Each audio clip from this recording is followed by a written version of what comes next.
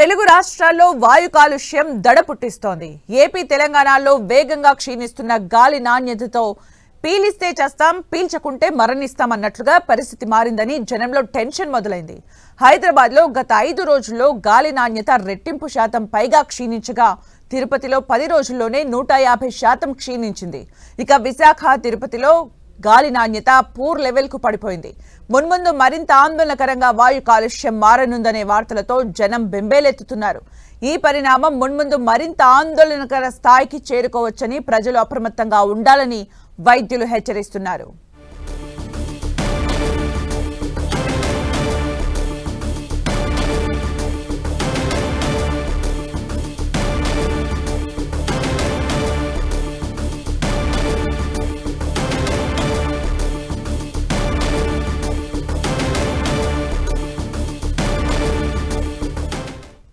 ఈ నెల 5న హైదరాబాద్లో 68గా ఉన్న గాలి నాణ్యత సూచి AQI ఇవాళ 152 పాయింట్లకు పడిపోయింది.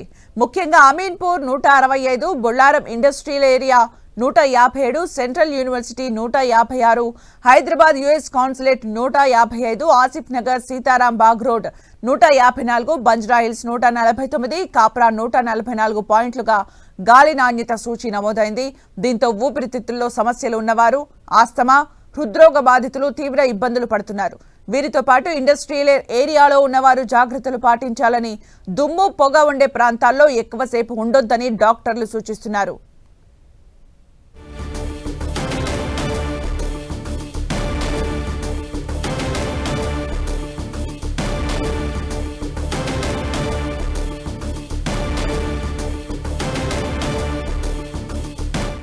దేశంలోని 254 నగరాలు, పట్టణాల్లోని వాయు కాలుష్యాన్ని ఆన్లైన్ కేంద్రాలు నిరంతరం నమోదు చేస్తాయి.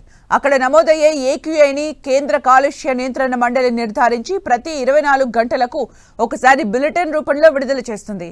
నిన్న సాయంత్రం విడుదలైన బులెటిన్లో తెలుగు రాష్ట్రాల్లోని నగరాల్లో వాయు కాలుష్యం గణనీయంగా పెరిగినట్లు కేంద్ర కాలుష్య నియంత్రణ మండలి వెల్లడించింది.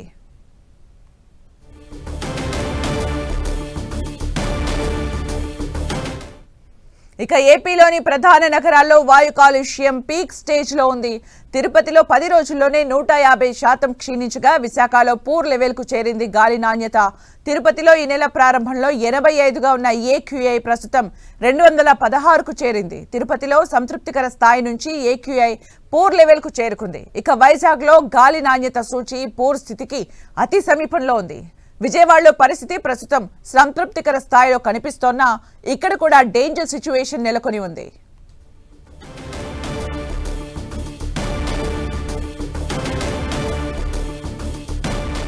AQI భారీగా పడిపోవడంతో ప్రత్యేకంగా వృద్ధులు, పిల్లలు, ఆస్తమా, హృద్రోగులు జాగ్రత్తలు తీసుకోవాలని వైద్యులు సూచిస్తున్నారు. సాధారణ ప్రజలకు పెద్దగా ప్రమాదం లేదని, పిల్లలు, వృద్ధులు, శ్వాసకోశ, హృద్రోగ సమస్యలున్న రోగులు అప్రమత్తంగా ఉండాలని వైద్యులు హెచ్చరిస్తున్నారు.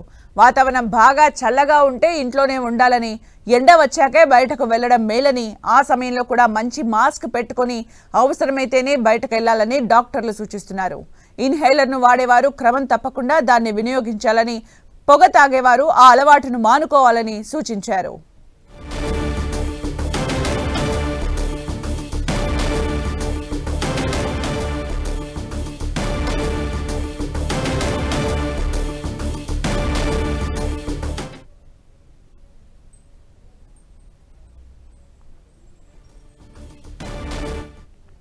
ఏపీ తెలంగాణలో వేగంగా క్షీణిస్తున్న గాలి నాణ్యతతో పీలిస్తే చస్తాం, పీల్చకుంటే మరణిస్తాం అన్నట్లుగా పరిస్థితి మారిందని జనంలో టెన్షన్ మొదలైంది.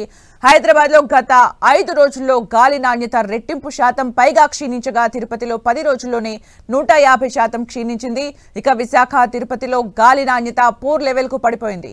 మున్ముందు మరింత ఆందోళనకరంగా వాయు కాలుష్యం మారనుందనే వార్తలతో జనం బెంబేలెత్తుతున్నారు.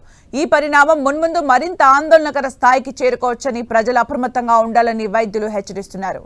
ఈ నెల 5న హైదరాబాద్లో 68గా ఉన్న గాలి నాణ్యత సూచి AQI ఇవాళ 152 పాయింట్లకు పడిపోయింది.